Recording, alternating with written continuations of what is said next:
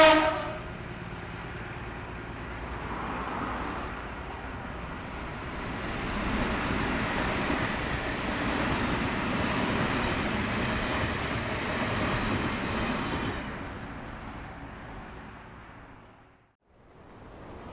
next train to arrive at platform 1 will be the 0944 Great Western Railway service to Twyford, calling at Wargrave and Twyford. Platform 1 for the 0944 Great Western Railway service to Twyford. It's been a high temperature 60 seconds since I last made a proper Train Sim World review, and with the overall shambles that the TSW6 era has been, it's been harder for me to get excited for TSW-related things in recent times. However, I also said in Random Thoughts episode 7, Lucky 7, that there were at least 4 more reviews that I still wanted to make before calling it quits on making TSW videos. Today, I'm here with the first of those last 4 reviews, looking at the brand new Thames Valley Branches route add-on.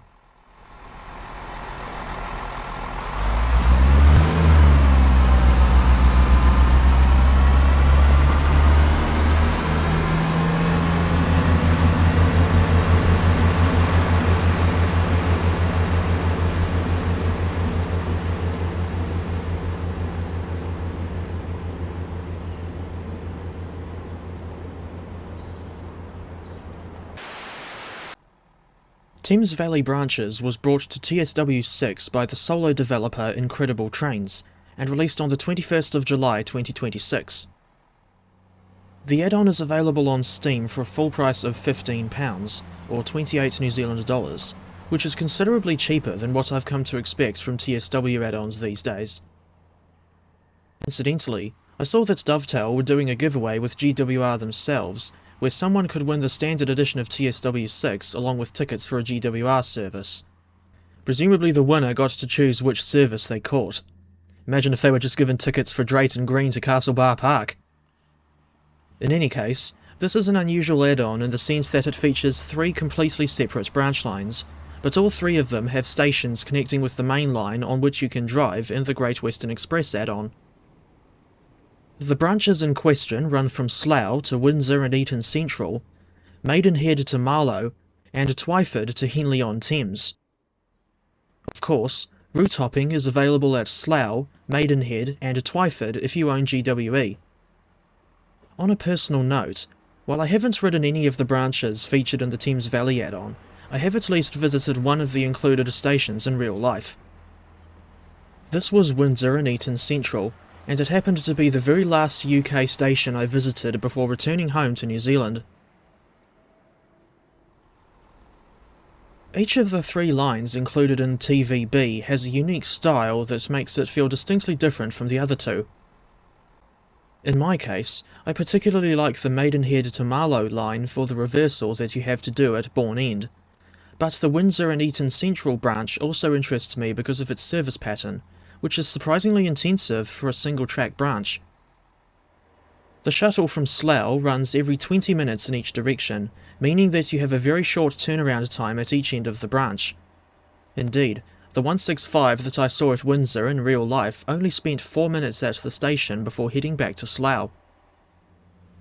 As for the branch to Henley-on-Thames, this one is fully single-track too, albeit with 2 intermediate stops at Wargrave and Shiplake, while the Windsor branch has no intermediate stops at all. For reference, the Henley branch gets a service every 30 minutes in each direction throughout the day. Meanwhile, the Marlow branch has intermediate stops at Firs Platt and Cookham before you get to Bourne End, and there are no more stations between Bourne End and Marlow. Speaking of Marlow, I'd highly recommend watching the video that Geoff Marshall made about this line. And while I'm at it, it's worth mentioning that Bourne End wasn't always a dead-end terminus that acts as a reversing point. As the line used to continue further north, and it met the Chiltern Main Line at High Wycombe, with 2 more stations at Woburn Green and Loudwater, but that section north of Bourne End closed in 1970.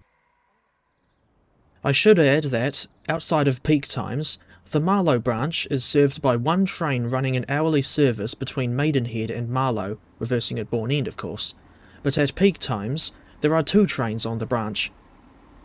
One train shuttles between Maidenhead and Bourne End, while the other shuttles between Bourne End and Marlow, meaning that passengers wanting to go over the whole branch have to transfer at Bourne End.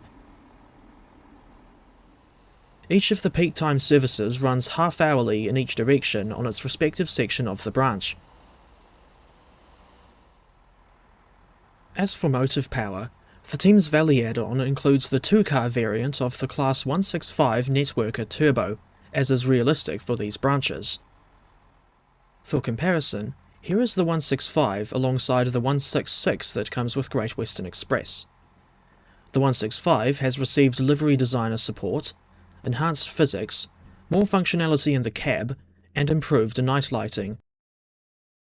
Although I have ridden aboard a couple of 165s in real life, I am certainly not an expert on these units, so for the most part, I can't tell if there are any inaccuracies, but one thing I did notice is the cab end numbers being too big and at the wrong height on the in-game 165s. In any case, this unit feels pretty solid when it comes to the driving experience, although I can't help thinking that the brakes are a bit too strong. Incidentally, and somewhat ironically, I rode aboard the Chiltern 165s more than their Great Western counterparts in real life.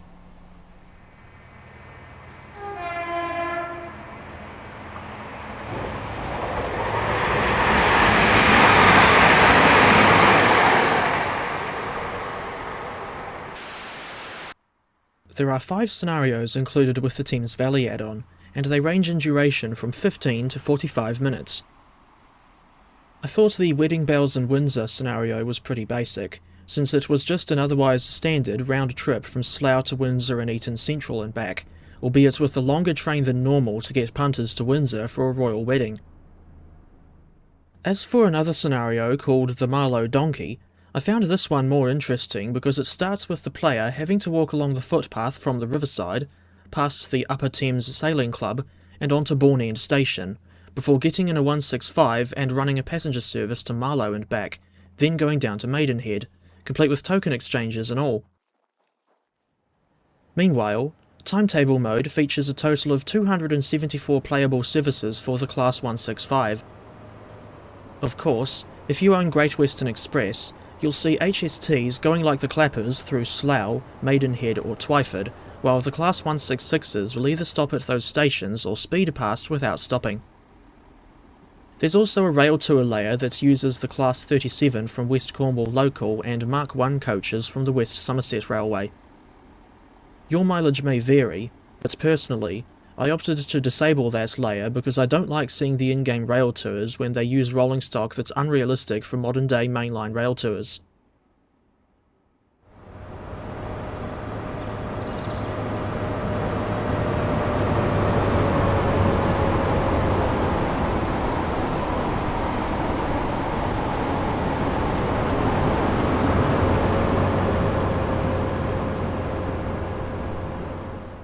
Thinking back to Geoff Marshall's video on the Marlow branch, he showed the line's unique token system in detail.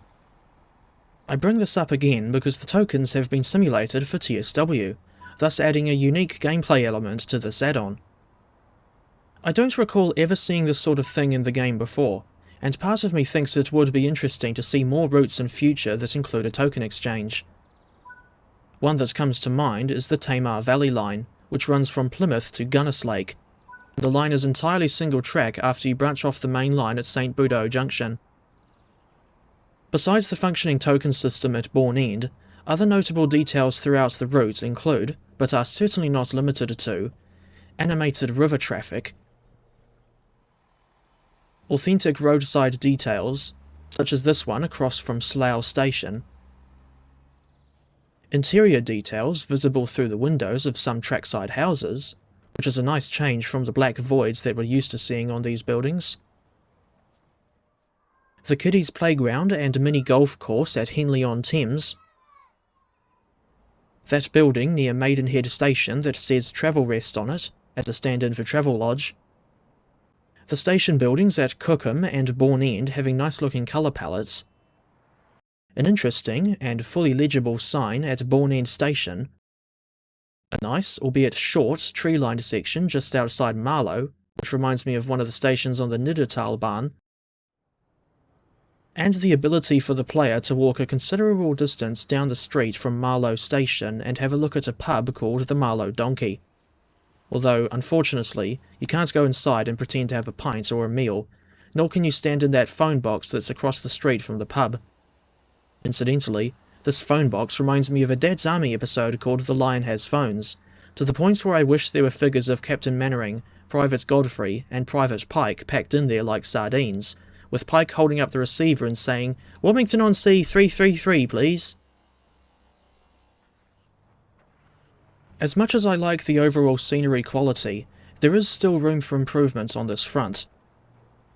Specific things that I feel that could be improved include, but are not limited to, this depiction of the bench circle at Henley-on-Thames, the text font at Henley's station entrance, mismatched platform heights at Shiplake, what looks like the top of an underpass glitching through the ground at Twyford, floating buildings clearly visible from Twyford Station, multiple instances of misplaced foliage on the Henley branch, a disturbing glitch with this one NPC's hand, mismatching platform and footpath heights at Furs Platt, a glitch where you fall through the platform at the northern end of Cookham Station, the depiction of the overall roof and other details visible beyond the platform and buffers at Windsor and Eton Central, misplaced foliage in multiple places on the Marlow branch, and numerous NPC bugs in general. I am not blaming Johannes for the glitchy NPCs because they are a major core issue that isn't isolated to this one route, and they're one of many core issues that Dovetail should have fixed by now. To be absolutely crystal clear, I did not go out of my way to find the scenery and NPC issues to paint Johannes in a bad light, and I will not tolerate anyone telling lies about me behind my back. Yes, DC 4951, that includes you. I'm simply making observations of things that could be improved. Constructive criticism is not the same thing as mindless abuse towards a developer. In real life, you'll find a static replica of 3041, the Queen, that's a Great Western Railway Dean single, at Windsor and Eton Central. In TSW, the static replica is meant to be a scenery tile unlocked by completing the mastery challenges, although the Thames Valley add-on was nowhere to be seen in the mastery menu, so I couldn't see how much progress I had made towards unlocking the tile, let alone get it to appear in the game. On the topic of Windsor, you can see the castle from the country end of the platform. I reckon it's quite surreal looking at the castle in-game, now that I've walked past it in real life, because I arrived in Windsor aboard a Class 701, and consequently had to walk from Riverside over to Central and met my parents there because they got the stations mixed up. I also tried a third scenario called Regatta Day, and initially thought that it reminded me of the Thomas episode All at Sea, even if only for that episode's connection to a regatta, and also because it involves a Great Western engine. The scenario is essentially just a normal round trip from Twyford to Henley-on-Thames and back, albeit with a trio of 165s to accommodate the apparent crowds going to Henley for the regatta. While I did see a sizable number of NPCs wearing fancy outfits, my train was still pretty quiet on the run up the branch, to the point where she still had plenty of empty seats, even after stopping to pick up more passengers at Wargrave and Shiplake. In the introduction, I was given the impression that I had to run to a timetable in order to keep the service flowing smoothly, but I pressed T to look in the schedule and found that there are no times listed for the station stops. To be fair, I appreciate the attention to detail with the NPCs wearing special outfits for the regatta, but in saying that, I was a bit puzzled as to why most of them didn't walk all the way down the platforms at Henley-on-Thames, Shiplake, and Wargrave to take advantage of the available seats in the other two units. Indeed, on the return trip to Twyford, the lead unit, 165132, was completely empty, even after stopping at Shiplake and Wargrave again. As for performance on my end, Thames Valley Branches runs pretty well, averaging between 60 and 100 frames per second depending on the scenery density and where the camera is pointing. There hasn't been much in the way of stuttering this time. I wish I could say the same about the optimization on other TSW routes. Incidentally, when I was walking along this path from the riverside to Bourne End Station, I thought that I'd quite like to visit this place in real life, if I ever go to England again. And now for some random observations that I made while exploring the Thames Valley Branches in-game.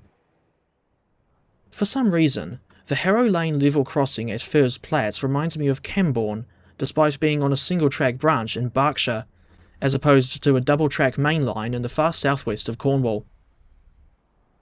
Meanwhile, there's an NPC at Maidenhead who was looking at an outdated TSW-4 article on his phone, while the phone was floating and glitching through his hand, an NPC at Cookham who was doing some work on his computer, and possibly making like Bachman Turner Overdrive and taking care of business, at least one instance of a Class 20 randomly parked in a siding at Slough, although this one did at least have the number of a 20 that runs on the main line in real life, that being 2118. A Hurricane, which I initially thought was a Spitfire, sitting on a post near Windsor Eton Central as part of the Sydney Cam Memorial, and a bloke taking a photograph of his mates at Windsor Eton Central Station, although this doesn't really work without the mastery tile enabled. I was kind of surprised to see that the 165 variant that you get with GWE can substitute into the branch line timetables. Come to think of it, did any 165s actually wear First Great Western plain blue in real life? I always thought they would have only worn flowing lines.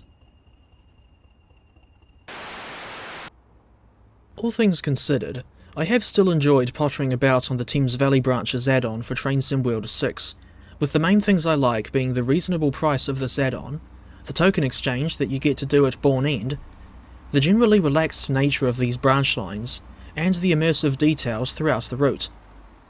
However, two things can be true at once, and I say that in reference to what I said earlier about how there's room for improvement. Now I must stress that it is not my intention to come across as being harsh, since I respect Johannes for doing this as a solo project, but that doesn't mean I can't point out things that I feel could be improved, especially since I'm a paying customer. I would still recommend picking up Thames Valley Branches if A, you want to support the solo developer, and B, like a slower paced experience in TSW. I hope to see Johannes improve his craft for future TSW endeavours, but for now, I'll give his second route add-on a 7, lucky 7, out of 10. If you've stuck around to the end of the video, you win an Australian football team that rode aboard a 165 down the branch from Slough.